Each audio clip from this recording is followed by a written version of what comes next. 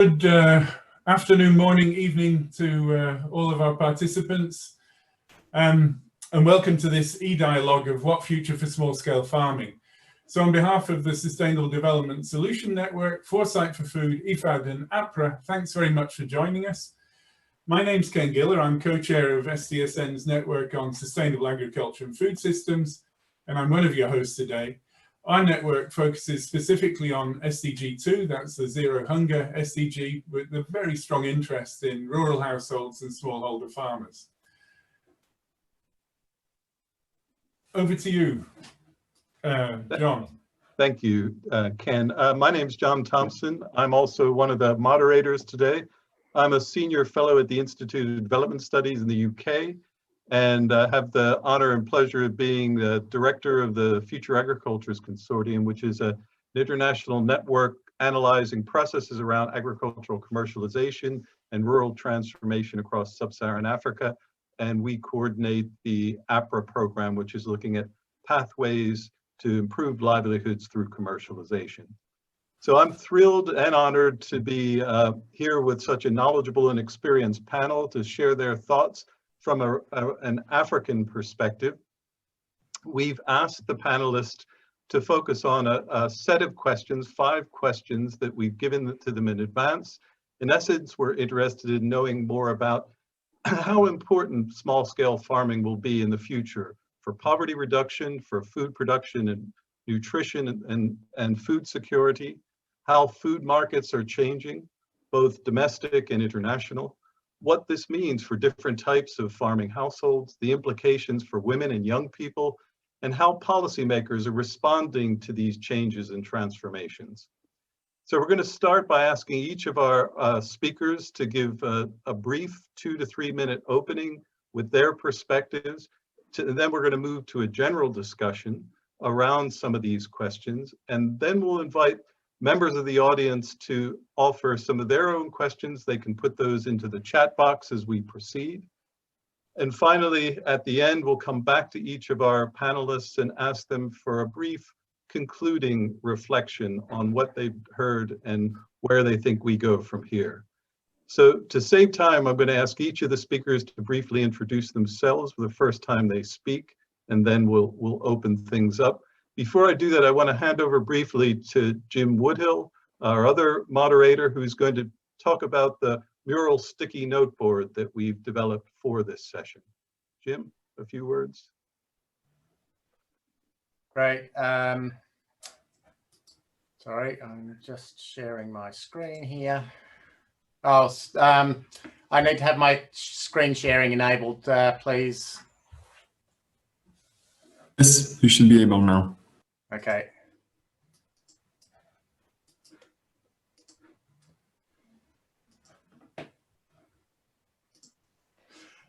You can see here a mural template that we're going to try and capture the discussion today. If anybody online would like to add to this, you're most welcome to do so. I'll share a link in the chat box in just a moment. Very quickly, you can scroll. If you click your mouse on this, you can scroll in and out to look in more detail, or look at the whole thing, or to look at one part in detail. You can click and move it around. If you go up in the left corner here, you can get a sticky note, and you can drag a sticky note in here, and then you can just type what you like. And then you can scroll back out and go and put sticky notes anywhere else. I'll be taking notes of the discussion into this template, and you can click on the link that I'm just about to share with you and add your own thoughts and comments. We'll leave this live for a few days afterwards, so if you would like to come and add some of your thoughts afterwards, feel free to do so. We're partly sharing this as an experiment. You might also find it useful in some of your own online facilitation work. Thanks, John. Thank you, Jim. Yes, please do populate the mural as we go along. That would be really great. I'm going to hand over to Adebayo to kick us off with a brief introduction and opening thoughts.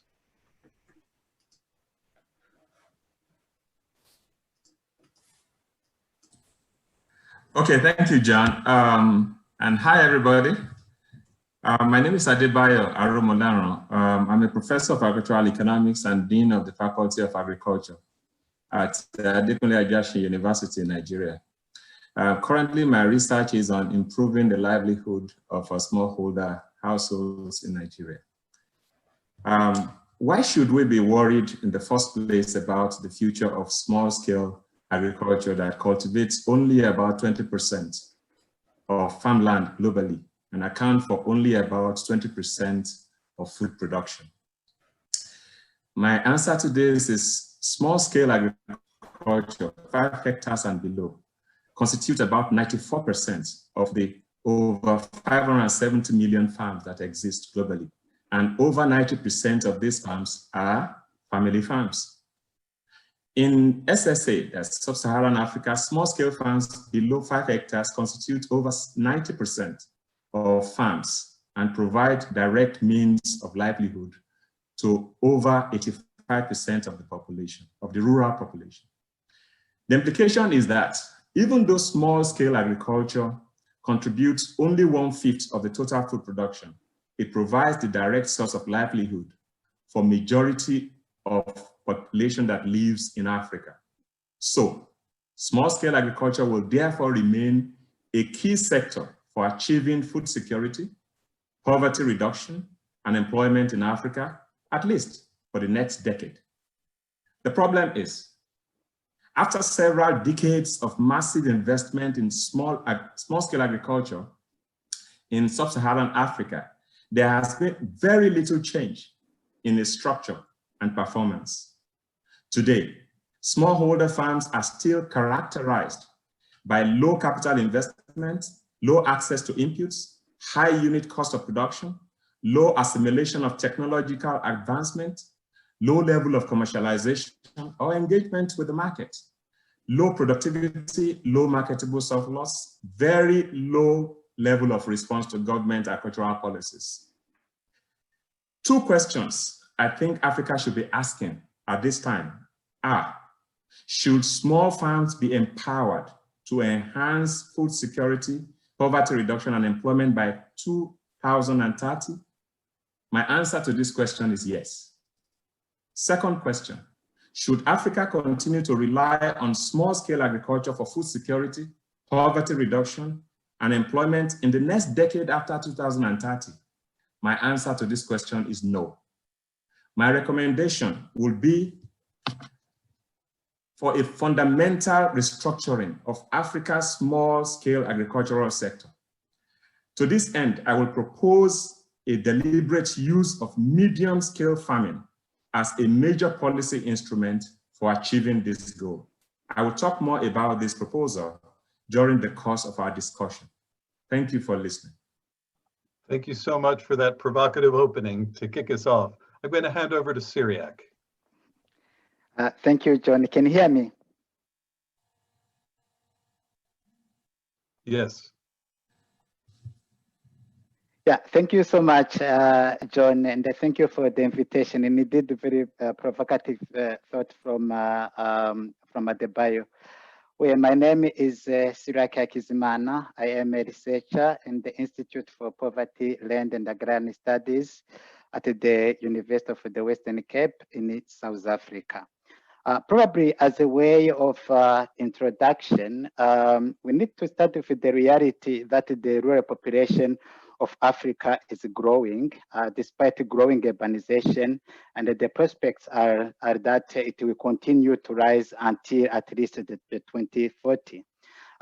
This unabated Africa's population growth is happening in a context characterized by rapid processes of change in Africa's rural areas.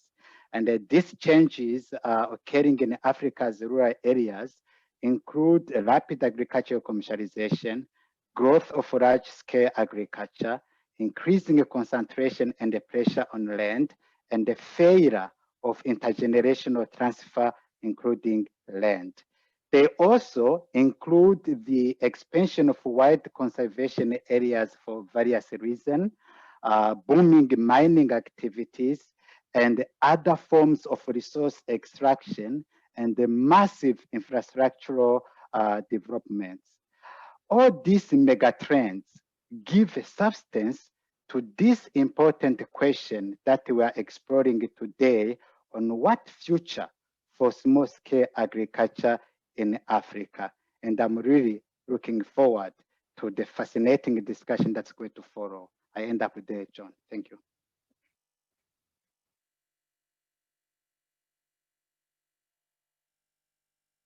Sorry, I'm hoping that Aida Isanika is here with us now. Aida, have you managed to connect? You're on mute at the moment.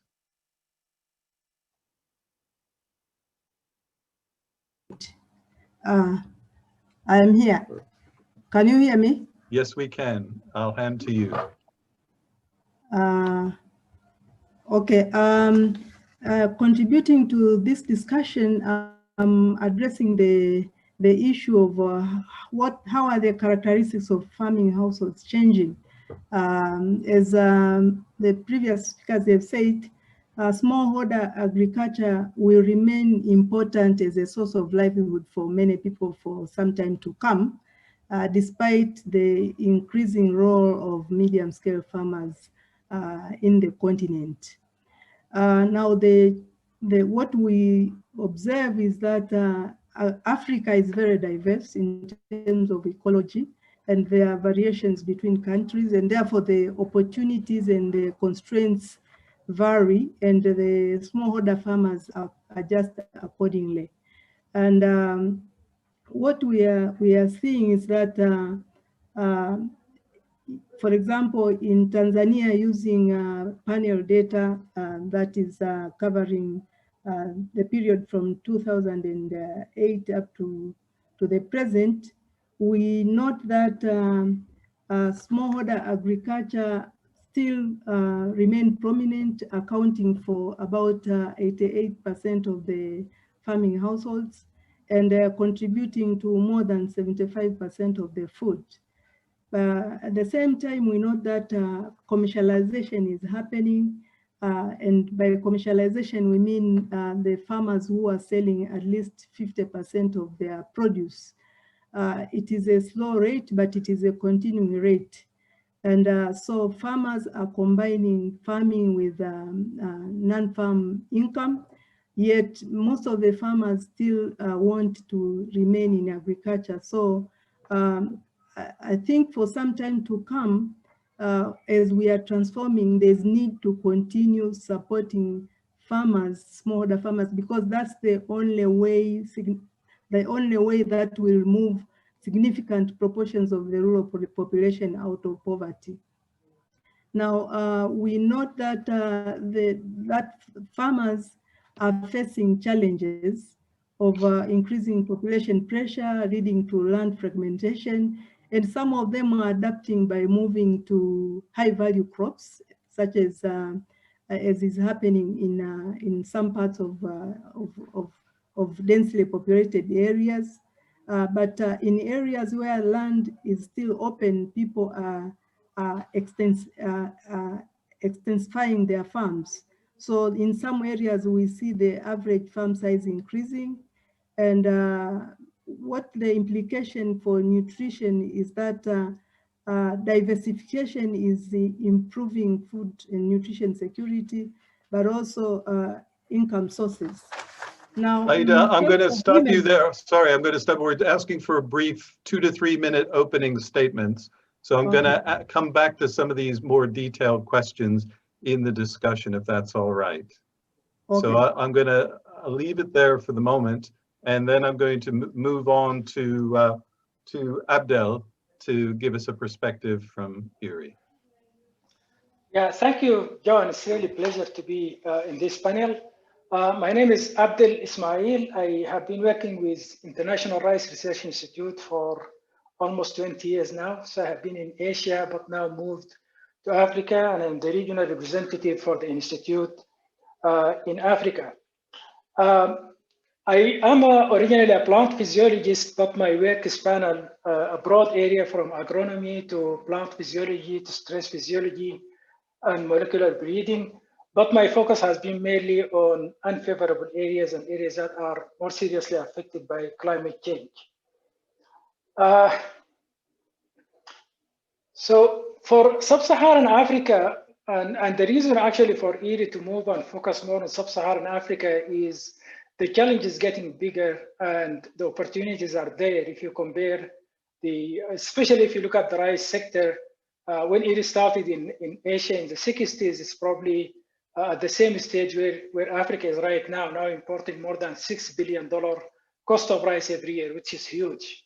The other problem here is still sub-Saharan Africa is at the highest rate of food insecurity in the world, mainly because of dependence of these imports, which is fluctuating, and also especially for cereals, and the population is growing, but agricultural productivity is stagnating.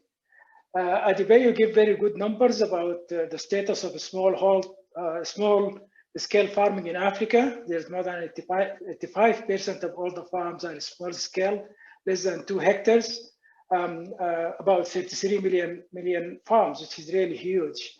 But we cannot neglect them because these are supporting about 60% of the population, even if they are just at a level of sustenance.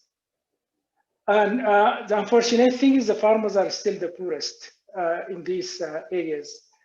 So just to be short, I think addressing the productivity and profitability of these areas is inevitable for Africa to move forward and at least reach the level of sustainable productivity to reduce hunger and to reduce poverty. So they are very critical. There are so many areas of intervention that could be possible, and I will take examples from Asia. This has been a case before, but now this is solved. Small-scale farmers are contributing a lot to producing sufficient food for themselves and also to the market. So for Africa, if you want to do that, you have to work on increasing and sustaining productivity. We have to look at quality, and we have to make the production also competitive. All the farm products should be competitive with imported goods. Still, people prefer the imports over the exports and over local production. And also, we have to maintain sustainable access to markets, both for inputs and outputs. So there is lots of opportunities for small-scale farms really to contribute to food and nutrition security in Africa. Thanks, I'll stop here. Thank you so much. I'm going to move to Botswana and to Martin.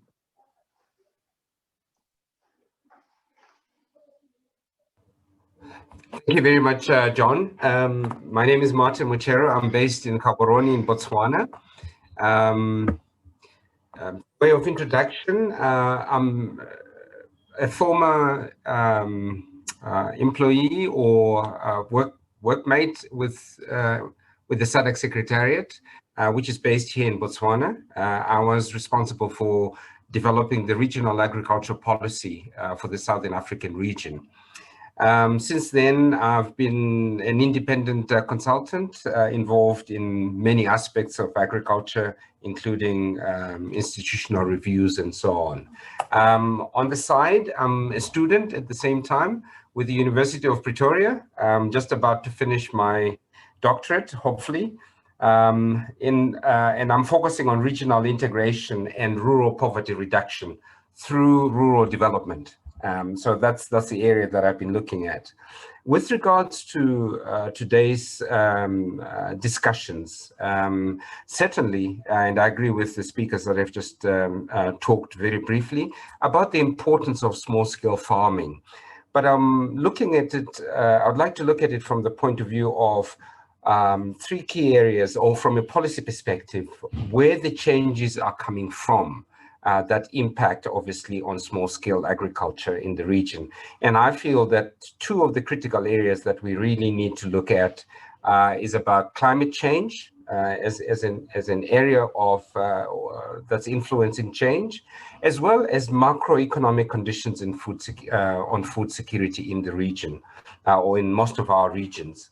Certainly, the whole issue of COVID-19 has accentuated the particular problems. The next area that that is of keen interest, having identified some of these critical areas of change, would be what are the pathways these changes are actually impacting on smallholder farming. And there are quite a number of these pathways which we can one can elaborate on and discuss quite extensively. And the result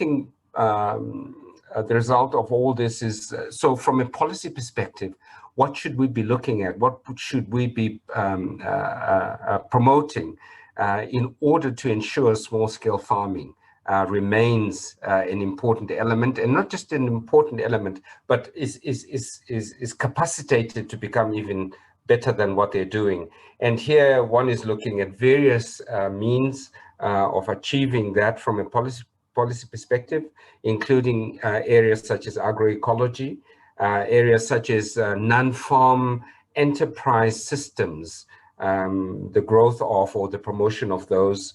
And this is over and above the various other elements that talk to social inclusivity, as well as the full participation of the smallholder farmers in various policy, as well as policy formulation, as well as policy implementation. I would leave it at this point. Thank you very much indeed. Thank you so much, Martin. And now, last but not least, over to Jemima in Kenya. Hello, everyone. My name is Jemima Njuki. I work at Canada's International Development Research Center, IDRC. I'm based in the regional office in Nairobi. And for the last 7 years, I've been working with our agriculture food security program, supporting research and researchers working in the ag sector, supporting smallholder farmers in the region.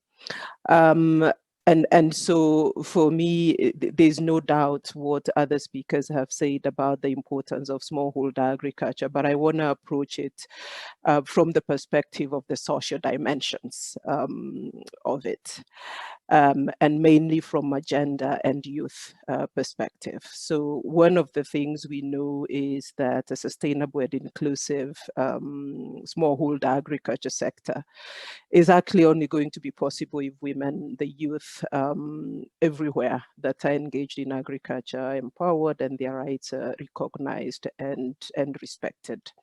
But when we speak about smallholder agriculture, and even from the definitions we've heard, we are often characterizing it based on either land size, farm size, and really ignoring some of the huge differences that are based on whether these farmers are male or female farmers, whether they are young or older farmers, whether they are managers on their farms, where they are sourcing their labor and how much labor they have. And these are dimensions that we really have to critically think about, because if we don't, we are actually missing some of the trends that are happening.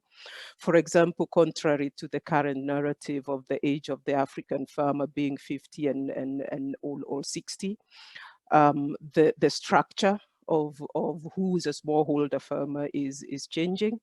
A couple of years ago, we did some research and found only 11% of youth who are interested in agriculture in the region. And more recent studies are actually showing that the average age of the farmer is between 34 to 45 years. So if we really need to look at some of these social dimensions of agriculture, because some of these groups face very specific challenges. Women are often lacking access to productive resources, to inputs, extension systems that are not geared towards women smallholder farmers. Intergenerational transfer of land is not happening, so a lot of young people are often farming on land that they have no claim to.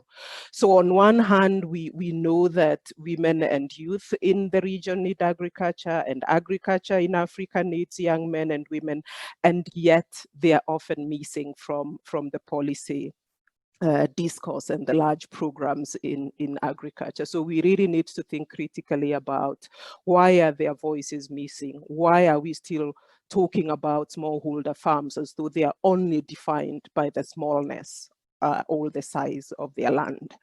So we need to start fixing some of these issues, making sure women are visible. We need better data and evidence on how men and women are treated differently in the agriculture sector and how different agriculture policies are affecting them. We need to recognize the underlying assumptions and stereotypes of women embedded in agriculture policies and what these actually mean for women and for the development of smallholder agriculture. And we need to understand how we can make these policies more gender responsive and then take the next step to make them more gender responsive. So in other words, we need to fix the smallholder agriculture sector so that it's working for everybody, and we need to start redefining some of the social characteristics of smallholder agriculture beyond the smallness or the size of their land. Over to you. Thank you so John. much to you and to all of the panelists for those provocative opening statements. We've actually stayed to time. That's brilliant. We've had one comment that's come in so far, a question from Yodit Kebede Asi saying, is it possible to have the reference for your figures about the contribution of small-scale farmers to food production? What you mentioned seems too low for me. I don't know if anyone wants to come back to that point right away with a quick response about the contribution of small-scale farmers to aggregate food production. Any quick thoughts on that? Yeah, I can respond to that. Okay. The figures I've used, for example, come from a study that was is published. It's a published publication. Studies that have used panel data from Tanzania, and so I can provide the references later. You could stick a link to that perhaps in the chat box if you wouldn't mind. And Bio, you wanted to say something? Yeah. Oh yes, yes. I would refer to Woodhill has 9 and Griffith 2020 Farmers and Food Systems. What future for small-scale farming? It's from the University of Oxford. That gives us some data on the contributions of small farmers in food production globally, and it puts the number at about 20%.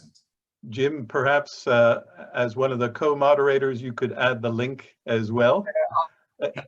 I'll add the link. It's quite a complex story, all of this, but a really good discussion to have. I mean, maybe just one very brief comment there. I think definitely, while probably all small-scale farmers underneath, say, about 5 hectares produce a tremendous amount of food, we need to recognise there's a very large group of very, very small-scale farmers who perhaps don't produce so much food. So you actually need to disaggregate between the larger and the very, very small farmers when you're talking about this. And we often just lump all small-scale farmers, which I think comes back to the comment Jemima has made about needing to disaggregate.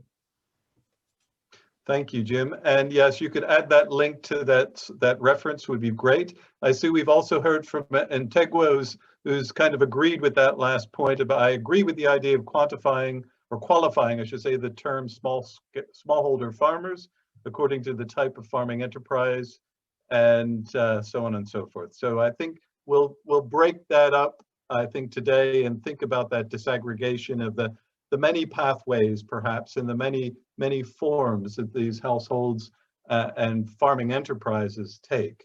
What I'd like to do as people add further comments and questions is to come back to the panel now. We mentioned at the start, we've asked them, the panel members, to reflect on a number of questions.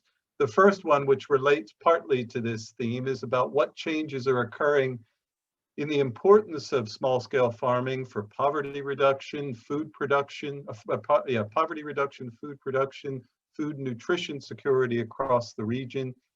Also considering that issue of the numbers of farms of different sizes, and what are some of the key drivers of change. Some of the panelists already mentioned some of those key drivers of rural transformation, and we'd like some people to reflect on that a little bit more. We asked a number of you to touch on that question, and maybe I could start with Abdel to offer some reflections on that.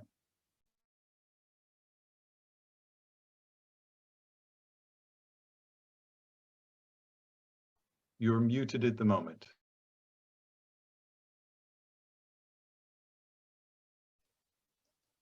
Sorry, John. yeah, I just want to go back and stress the point of how important it is. Actually, maybe production-wise it is small, but that is mainly because the potential is not being used to the best possible way, because productivity in per unit area of a small scale farmers in Asia, for example, is the same as commercial farms, or sometimes even better with intensification and use of technologies. So if you here look at the small scale farmers of being 1 to 2 hectares per household, this contributes about 70% of the total in sub-Saharan Africa, so it is quite important. So what is the change that are occurring in terms of importance of it? I'm really happy to see that there is now more and more awareness and recognition of the role of smallholder farming for food security in sub-Saharan Africa. And this is very important for improving poverty and also for both food and nutrition security. This is seemed to be coming high on some of the government agendas being incorporated in the policies right now. And also it is clear from the investments in the infrastructure and roads and irrigation system and support for input and farm grade prices and so on, which is really, hopefully that will help in transforming this system. The second point I see it is there is more and more technologies that are more specific to small scale farming that can help transform this farming from the current traditional production systems into more modern production systems, including even small scale mechanization, new varieties, new seeds. Fertilizers are a real problem in sub-Saharan Africa. They use still about 10 to 20 kilogram per hectare, whereas in Asia it can be up more than sometimes 200 kilogram per hectares. Also, there is appropriate harvesting and post-harvest handling, and also packaging and branding. All these, if they come together and become accessible to smallholder farmers in Africa, it is very clear the productivity can at least double or even triple. That I'm taking this example from rice because this is the area where we are working right now. A second change, which I see positive, is a change in infrastructure and also access to market and the facilitated trade movements within countries as well as at the regional level, especially the role now the RECs, the regional economic communities are playing, facilitating this exchange, which will end up with more returns to farmers. And the second change I see it now, farmers are recognizing the importance of the scale, and most of the big projects, and again referring to rice and irrigation schemes, farmers are leaning towards more and more organizing themselves into cooperatives so that they will be able to have better facilities, better services, and at the same time they have better bargaining power to secure better prices for markets. And also the good thing is there is increasing government support to ensure minimum get price. That is very clear. And also there is more and more access to credit than before. And all of this moving, there is also movement towards cropping insurance, which is very good. And all of them will probably provide more security for this to go on. Just a quick 1 minute on what are the drivers of the change. I see them. The most important is the realization that the small scale farmers have to move from being subsistent to commercial production farms. They have to be market oriented. This is very clear, and this is the only way for us to support the increasing population in open areas and also decrease poverty and contribute to the SDGs, especially 1 and 2. Transformation is becoming possible, as I said, because of the technologies. This is also an incentive for that. And the third point I want to raise is the government support and also the recognition that we can no longer really depend on imports. We have to rely more and more on local production. This is specifically important in sub-Saharan Africa. And if you remember from the 2007-2008 food crisis, where even if you have money, you cannot import food. This is very important. And the second case is this pandemic, both Ebola before and now COVID-19. So there is no security of having sufficient food to import to satisfy your local need, and governments are recognizing that, and now there is more and more interest of depending more on local production. And as you can see from the huge proportion of the small-scale farmers, that has to start from there. Back to you, John. Thank you, Abdel. I'm going to ask if either Martin or Bayo want to add anything more to that question. Yes, I can. Thank you, John. I think some of the changes that are occurring right now are in the areas of reduction in population of rural farm families engaged in farming. And these have been driven by rural-urban migration that has intensified recently because of a bad rural infrastructure in many sub-Saharan African countries.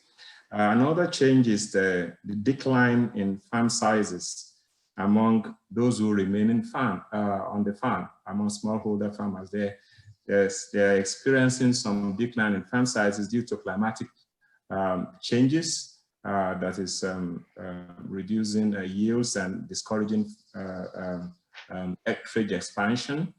We've had problems of displacement due to conflicts that are going on presently that are causing farm sizes to decline even as small as it is. We're having competition from lower cost imports and from increasing numbers of larger scale farms that are driving down costs, driving down prices, and making the business to be less profitable for small farms. Also, we have youth involvement has been declining. It has declined.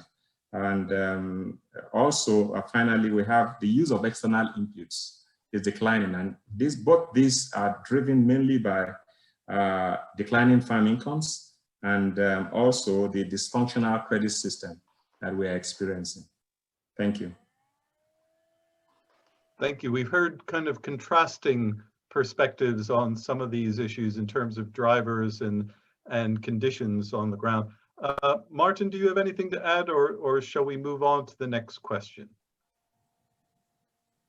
I think we could move on to the next question. I think maybe just one point to add from the point of view of policy, looking at it from a regional perspective. With everything that my colleagues have just mentioned, there's now, from a policy perspective, a change towards a more robust, I'm using the term here, rural non-farm enterprise development, from the point of view that most of the smallholder farmers are based in rural areas. So one of the key areas, or one of the key changes from a policy perspective is now a shift away from the standard trickle-down effect theory of economic benefits rising for, or affecting rural poverty, to be a more active way of addressing rural poverty or smallholder difficulties with more robust non-farm activity taking place. That's all I just wanted to add. Okay, thank you very much. And it comes to our next question, and several of you touched on the role of markets in driving some of these changes, and also the investments being made in terms of infrastructure to improve access to markets. So our next question is about how are domestic and regional food markets changing, and what are the implications for the opportunities and constraints for some of the different types of small-scale farms and farmers we've heard about. If I could perhaps ask Cyriac to come in on that one.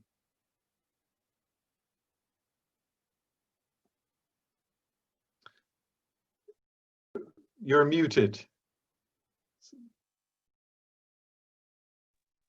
Sorry, John. Yes, I was saying just this is a very interesting question. For the sake of time, I would like to highlight two major trends which are occurring across the African continent to date, with a major implication for domestic and the regional food markets and the food system across Africa. The first one that I want really to emphasize here is the rapid growth or rapid growing urbanization across the African continent, which has led to rapid growing food demand in the African cities. In fact, the World Bank published a report that most of you might have seen in 2016 called Growing Africa, Unlocking the Potential of Agribusiness. That shows that due to rapid increasing global and domestic food demand, the value of Africa's food markets is estimated to rise from around 313 billion US dollars in 2010 to 1 trillion US dollars in 2030. Now, this is a massive, kind of value jump in the food system. So this could potentially create opportunities for food suppliers in smallholder agricultural sector. However, this incredible rising value of African food markets has also attracted other powerful domestic and foreign actors that created fierce competition in the agricultural sector that threatens the livelihoods of smallholder farmers who lack capital and other means of production to participate competitively in food production and the supply of, for the market. So the second trend that I really wanted to highlight here is closely linked to the first one, and is the rapid growing of African middle class. As many African economies continue to grow at the higher pace in comparison with the rest of the world, at least until before the COVID-19.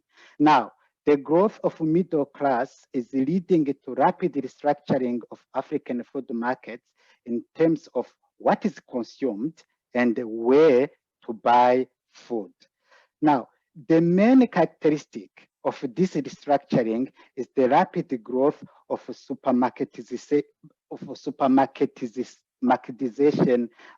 in the African food system. If you go to cities like Accra, cities like Lusaka, and other cities across the continent, there's this mushrooming of supermarkets in many African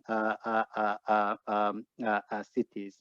Now, this rapid growth of supermarkets across the continent has a major implication, not only for how food is grown and sold, but also for who is producing food because of the supermarket's stringent requirements in terms of quality, quantity, and the frequency of food supplies.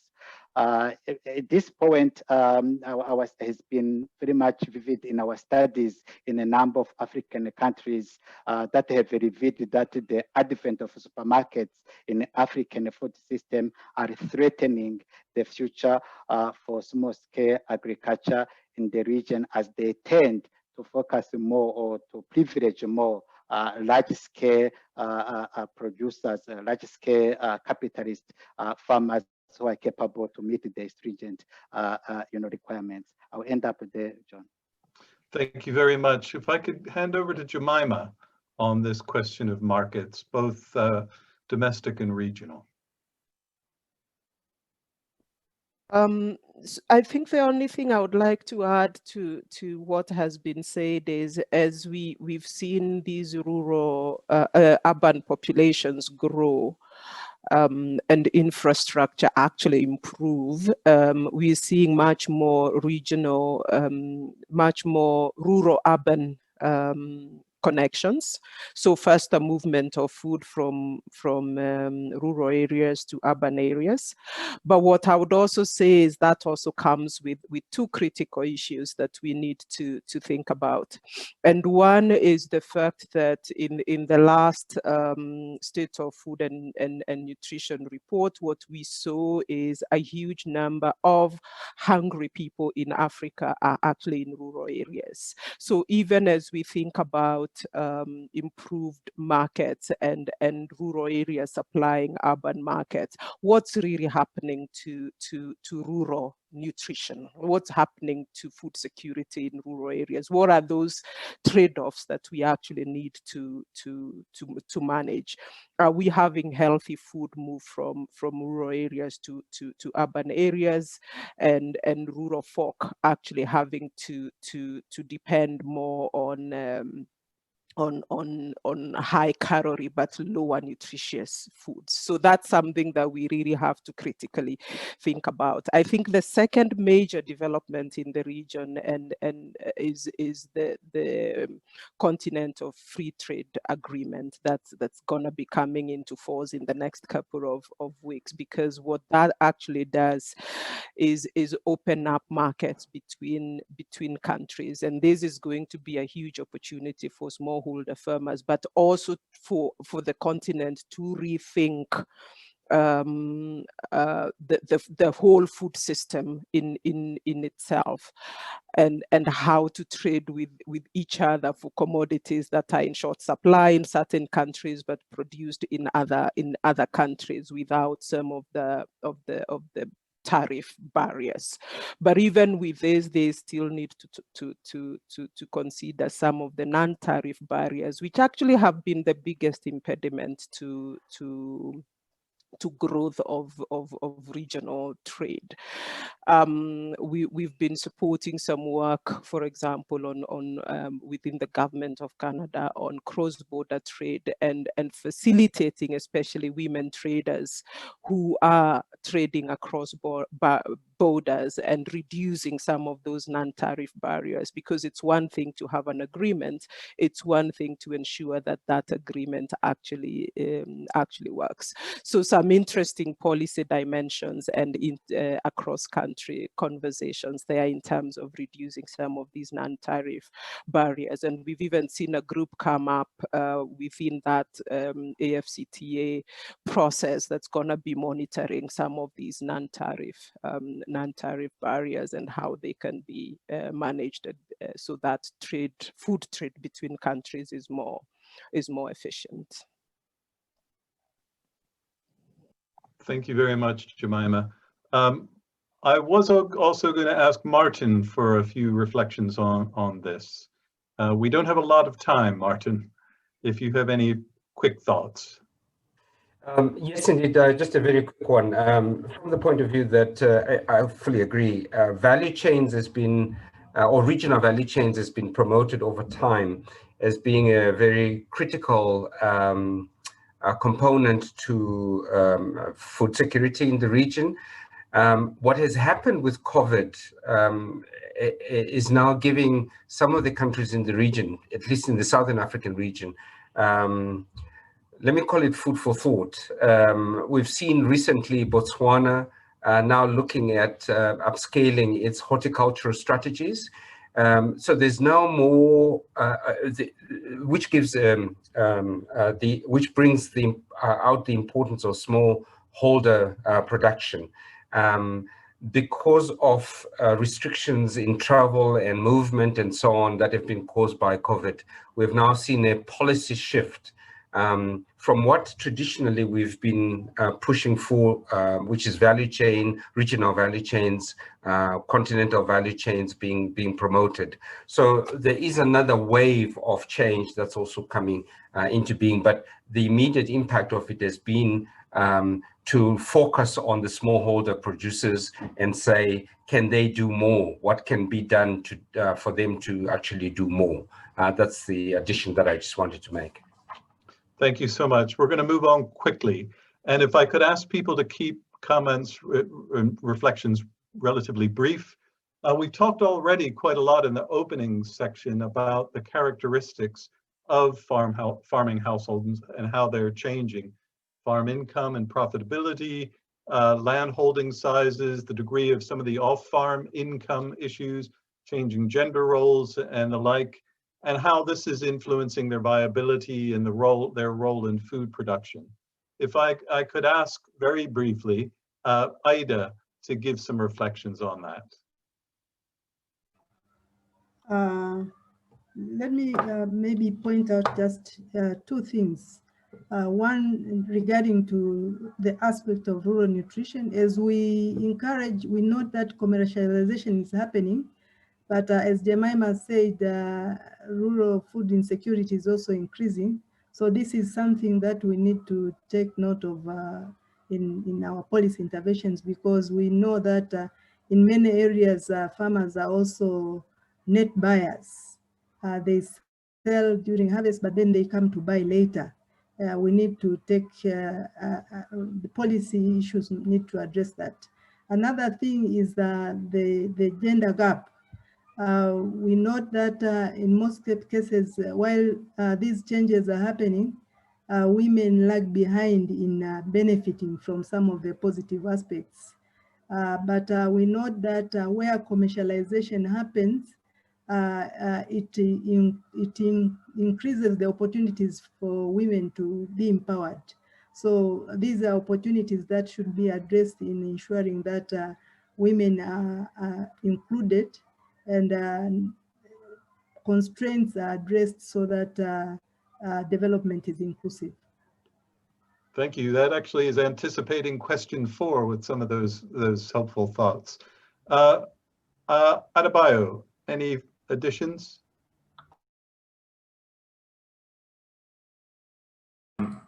Yes, I have a few additions. In terms of characteristics of farming household, how it's changing. We have some evidence from recent studies that Agricultural Policy for Research, Agricultural Policy Research for Africa, APRA, has been doing here in Nigeria, West Africa. We have some evidence that small farms are transitioning to medium-scale farms. We call that stepping up. And this has increased intensity in the past 10 years. We also have evidence that there are growing cases of investor farmers who are not previously farmers that are coming directly into farming, but at medium scale level. We call this stepping in. So some other forms of changing characteristics of this farming household is their behavior is being influenced by, the small farmers' behavior is being influenced by interactions with medium-scale farms in their vicinity. We have influences on their input use, on their agricultural practices, and then market engagement. The medium-scale farms around them are influencing the small-scale farmers in the areas of cropping practices, in the areas of agro input use and market engagements. Yes, and so this changing characteristics of these smallholder farmers through the influence of medium-scale farms is is bringing about some. We're finding out that they are becoming more economically viable. I'll just give a couple of numbers here. You find out that small-scale farmers, we have a group of small-scale farmers that actually in the past decade transitioned to become medium-scale farms. And we looked at their characteristics before the transition and the characteristics after the transition. We find out that the non-agricultural sector, that the percentage of them that has non-agri sector as their source of main source of income increased. Sorry, before they became medium scale, there were 99%. There's 99% small farmers that have their major source of income as agriculture. Among those who transitioned, we have 82%. So it means that what we're saying is that those who transition to medium-scale farms have more sources, they source more of their income from non-farming sector. Then farm sizes are also changing among those who transition from 2.4 average to 9.35. Then the source of land, among the smallholder farmers, we have about 11% of them source their land from the markets, about 11% in purchase or rentage. But when you look at those who transitioned, you find out that 33% of them actually sourced from the market, which shows that there's increase in land market engagement or accessibility to land markets. We also have some differences in the area of title to land, which is very important also in these dynamics. We find that among the small-scale farmers, we have about 1.1% that have title to their lands. And among these transition farmers, we have about 4% of them, which is more than double what we have. Then finally, in the area of value of farm assets, we find that we find about 30% increase among those small farmers who transitioned compared with those who remained as small farmers. So, so these are the things that we observed in terms of changing farm characteristics and how it's influencing viability and role in food production. Thank you so much. We're going to have to move on. Could I then ask for, we're going to move on to the fourth question, actually, because this is really a critical one. We've touched on it throughout about how are the gender and youth dimensions of small-scale farming changing. We've already had some assessments or insights from people, but what are the implications for equality, equity, and empowerment? If I could ask Jemima to start us off. Thank you, John. So first, from a youth perspective, and then my second point in terms of gender dynamics.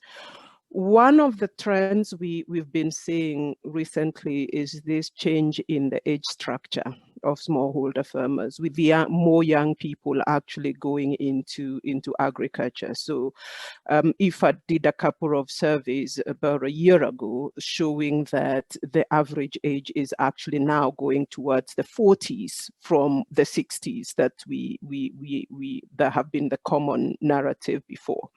And this has several implications, because it means the potential, for example, to take advantage of technology, whether that's mobile technology, big data, in improving the efficiency, access to information, access to markets within smallholder agriculture sector is actually increasing, because these are young people, they are technologically savvy, but we also must improve the policies around this. As I said, a lot of their voices are still missing in policy dialogue. We are still thinking of youth as a problem to fix rather than fixing the ag system and the food system so that actually it works for their specific circumstances. So this has implications in terms of how we think about agriculture policy, in terms of how we think about technological development within the sector. The second trend is, as Ida mentioned, this closing of the gender gap, because that is something we actually must do, and it can't just be lip service. I think there's been a lot of recognition of the importance of women in the sector. We have a fairly good understanding of the gaps in resources, the gaps in extension services. And these are also systems that we need to fix moving forward. It really can't continue to be, we need to close the gender gap and therefore let's train women on how to farm, because women have been farming. They have been engaged in smallholder agriculture, but are markets working for them? Do they have access to information? How do we reform the extension system so that it actually serves women?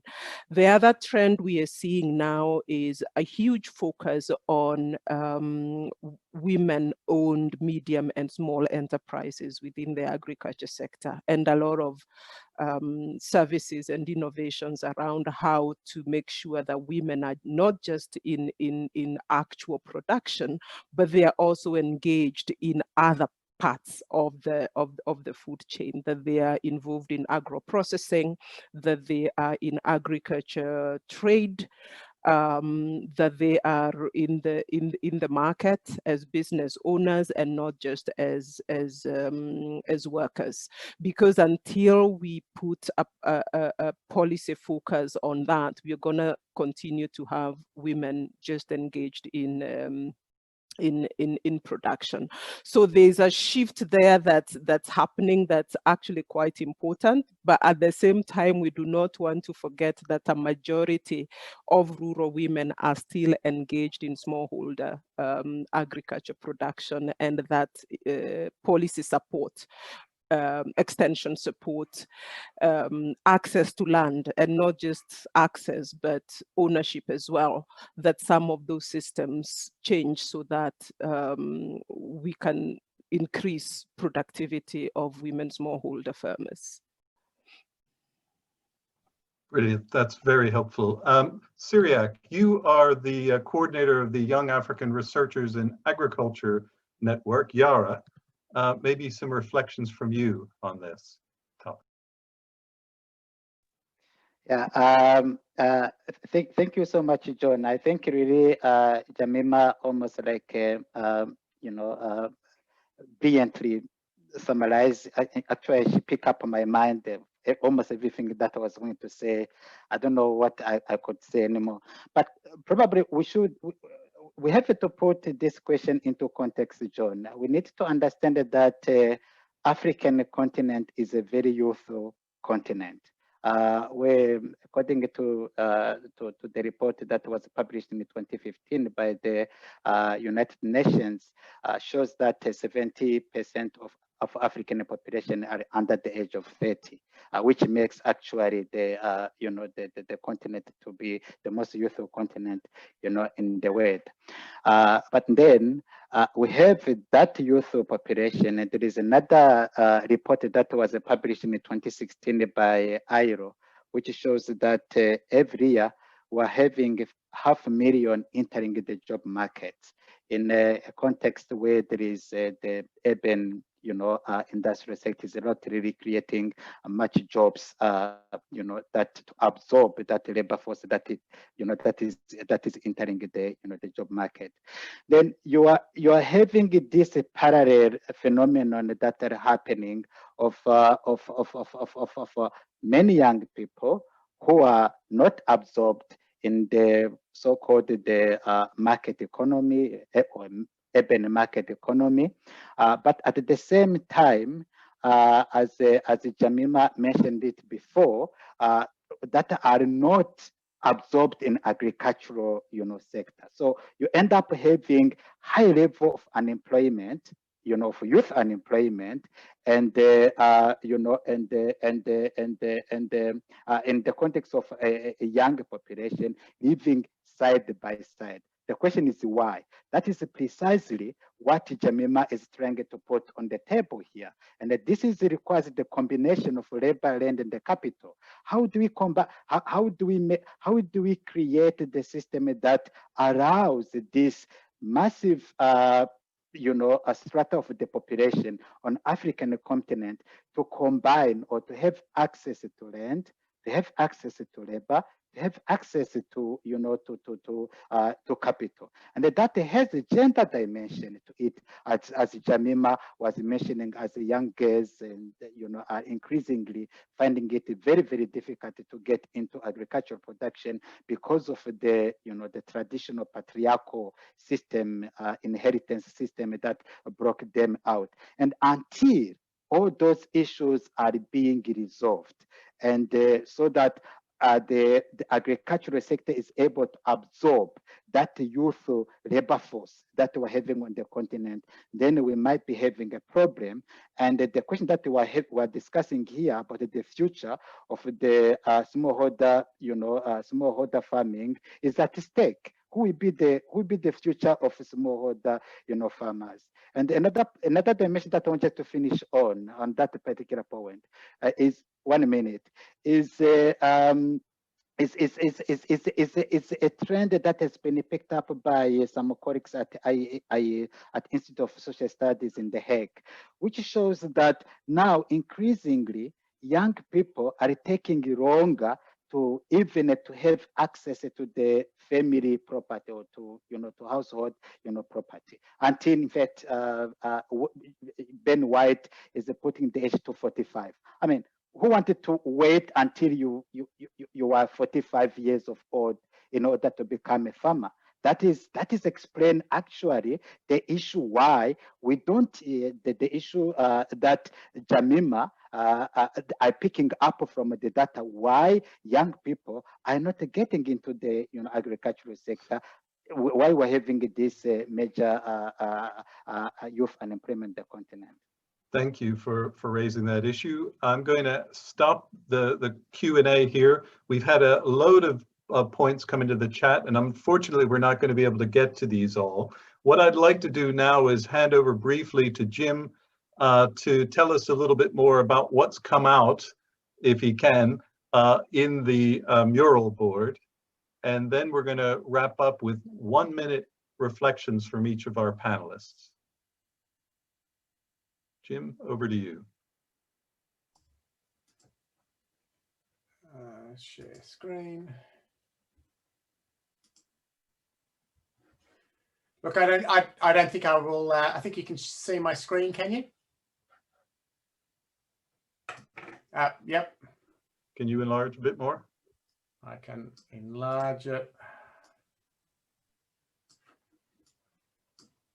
How's that? I'm not going to try and go through this, John, but just to show people what we've got here. There's been so much rich information coming in so quickly. I'm not sure that I've done justice to it all, but we'll tidy this up later.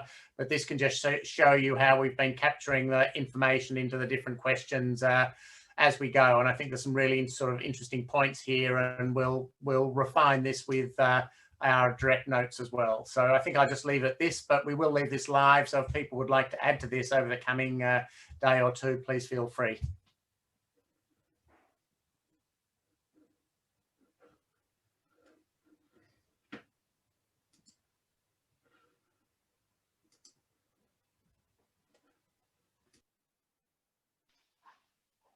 John, you've been on mute for the last little while. Sorry, you're right. If I could invite the panelists to just have a very brief reflection on the policy challenges and opportunities, thinking about those key policy directions of support to small-scale farming, the sorts of challenges that we heard about. What are some of the policy responses and the strengths and weaknesses of those? Where do we go from here? If I could start with Aida.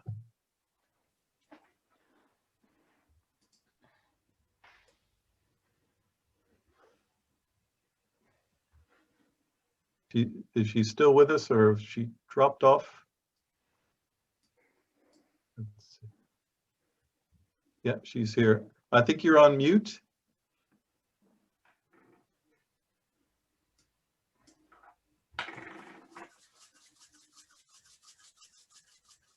Okay, we're not getting Aida at the moment.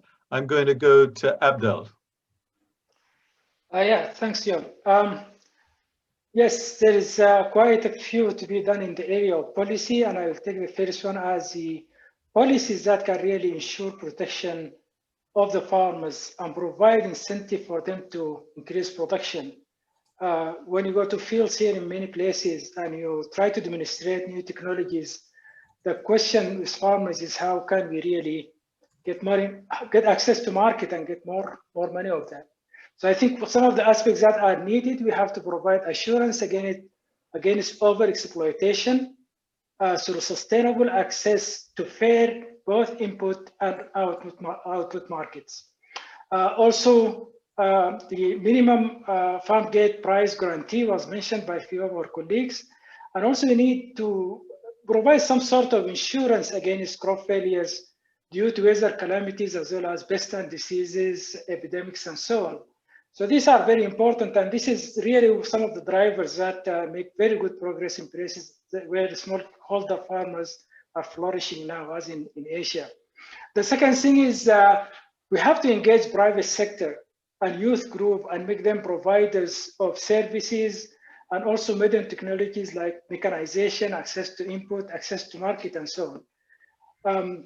A third point is we need also to look at our farm policies and our agricultural policies in general. They are quite behind in some countries, and in some countries they are over 40 years old, 30 years old. We need to change these so that we can speed the delivery of modern interventions that are developed within Africa or outside.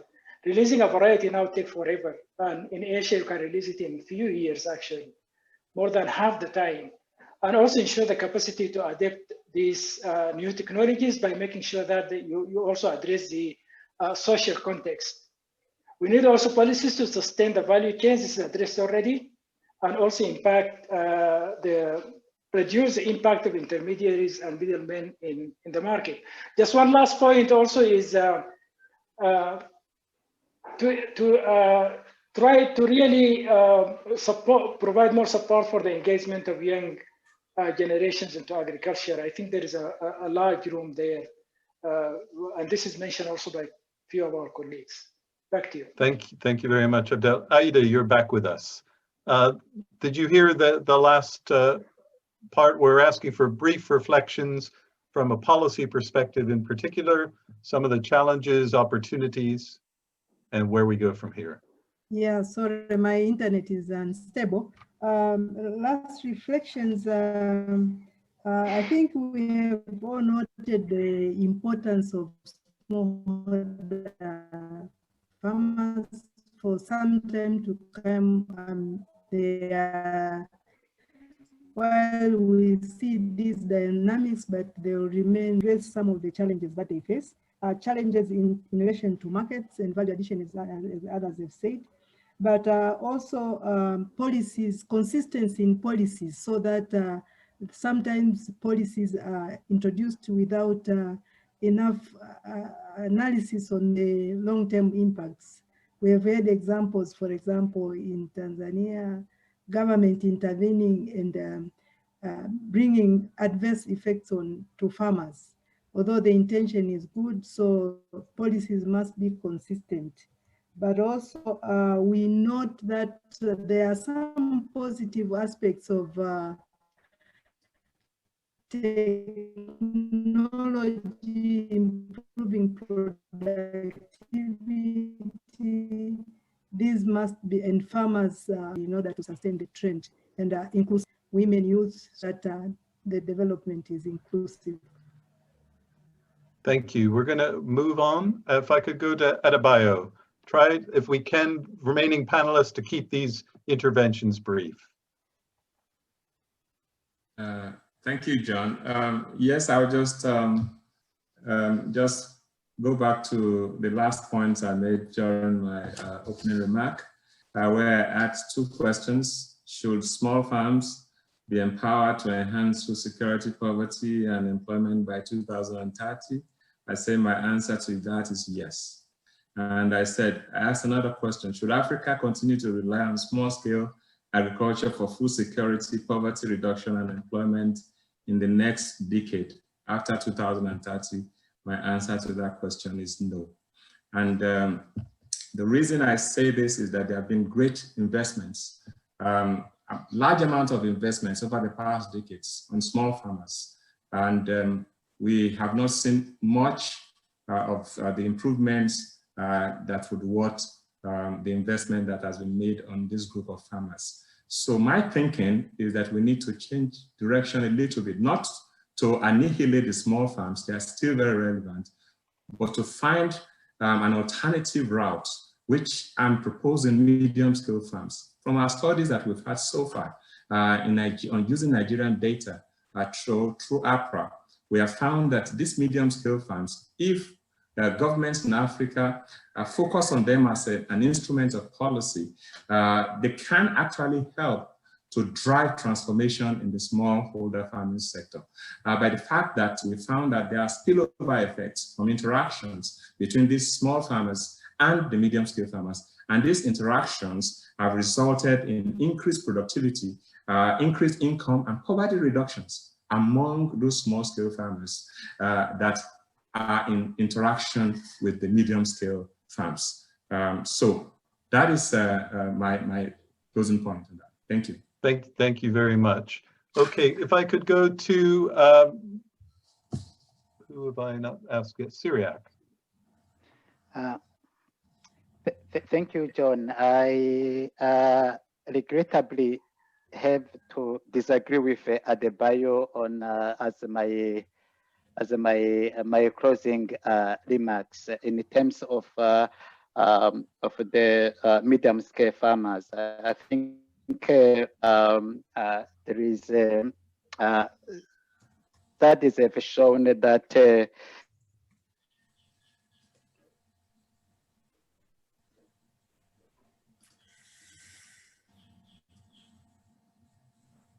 think we've lost Cyriac's connection briefly.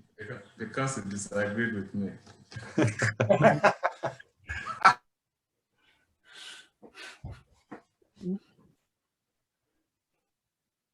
Maybe we're going to have to go on to the next. If I could ask Martin for some reflections while we wait for Cyriac to reconnect. Yes, indeed. Thank you very much indeed. One major reflection, and that will be from the point of view of policy, the promotion of rural development. I know we talk a lot about agricultural development, but we need to think more holistically and more broadly. Rural development, I think, is one of the key areas that needs to be promoted. Not that we are short of sound rural development strategies, but what we are short of is effective implementation of those strategies.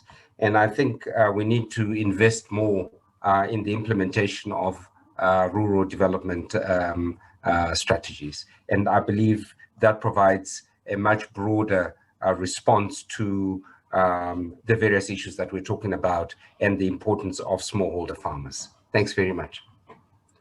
Thank you very much. Jemima, you have the final word here. Yeah, three very quick reflections. First, going to my opening remarks, that we need to redefine smallholder agriculture so that it includes the gender and social dimensions, because this then leads us to more gender responsive policies that serve women, youth, and other different types of smallholder farmers. This will also ensure that we change those gendered rules, whether they are formal or informal, that are creating and reinforcing power differentials and granting unequal values, including access to resources, income, degrees of authority and autonomy for men and women, and especially young men and women. The second quick reflection is that we need to start embracing young women and youth as leaders in the sector. So we need to make them more visible, not just on the farm, not just on the factory floor, but also on the tables where decisions and policies are being made. It's sort of like we can't have policies that serve young people, that serve women, without those young people and women at the table.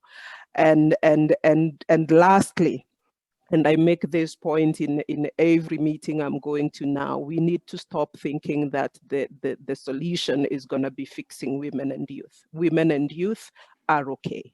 We need to fix those systems that are holding them back.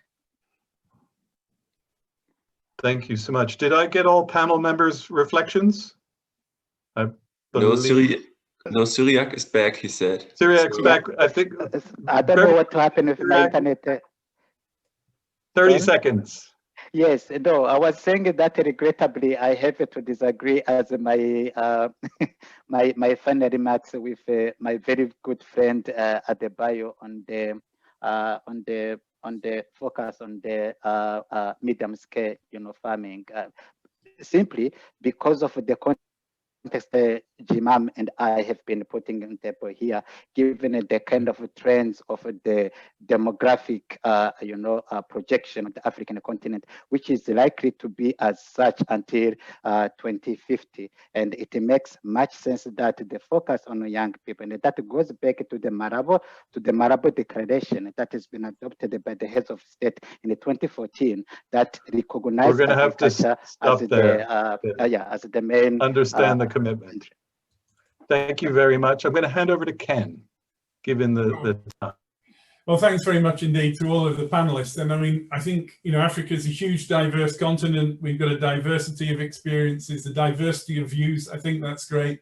Obviously, the debate was just starting to hot up as we're closing it down, but that's inevitable.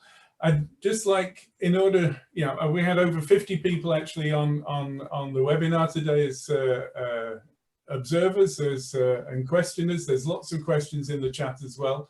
I'd like to invite you all back. It's in about 40 minutes. We'll be actually having a wrap-up session where we'll be bringing together speakers from sessions we ran yesterday on East Asia, South Asia, and Latin America, where we had some really interesting perspectives as well. Also, much more talking about issues related to social protection, the diversity of livelihood activities, ecosystem services, you name it. And I think it'll be really interesting to try and bring some of those insights into this discussion also with some of you, the panelists here, and all of you who are online, so that we can learn from these different regions. And finally, this is all leading up to 2 more sessions that we'll be running in November, on November the 10th and then on the 25th, where we've got a session first on pathways and then a final one on policy, and all building up towards the Food Systems Summit in 2021. So this is an ongoing debate. We're really interested in getting feedback and input. You can all vlog and add your views on the website if you want to get in touch with us. Thanks very much. Have a good day. Hope to see you back.